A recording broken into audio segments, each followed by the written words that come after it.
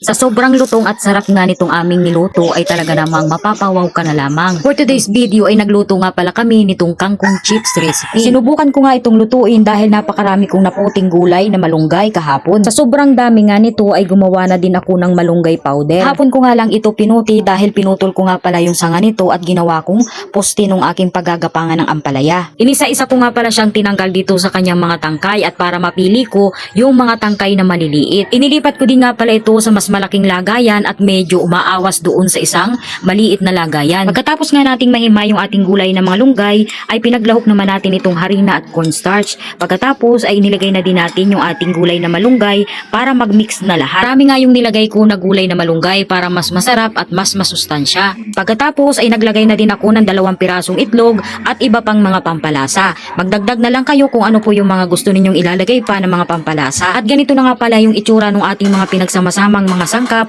at saka yung mga pampalasa. At habang hinahalo nga natin ito ay nagpainit na din tayo ng mantika sa kawali. Nagluto nga muna ako ng 1 piraso nitong ating malunggay chips para matikman natin kung tama ang lasa at kung hindi naman ay di mag-a-adjust tayo. Dahil nga ay okay na yung lasa ng ating malunggay chips ay tinuloy-tuloy ko na yung pagluluto nito isa-isa. Sa mahinang apoy ko nga lamang muna siya niluto para naman hindi siya masunog. At ito na nga po yung ating kangkong chips recipe. Pwede na natin itong tikman. At kung nakarating ka na nga sa parte ng video ito ay wag mo namang kalimutang mag-comment sa baba para malaman namin kung hanggang saan nakakaabot ang aming video.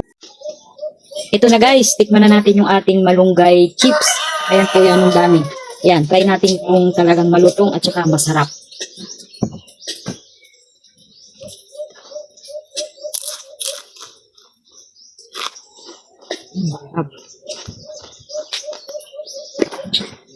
May kanin ako dito, isa natin sa kanin.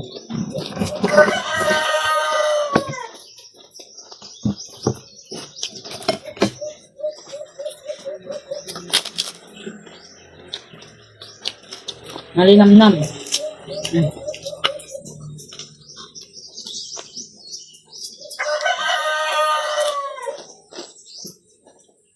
Yep.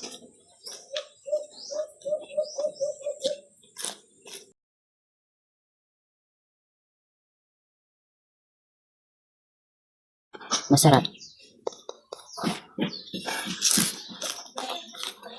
Masarap siya. Plain suka lang ito ha, plain. Bahala na kayo kung gusto maglagay ng mga pampaanghang.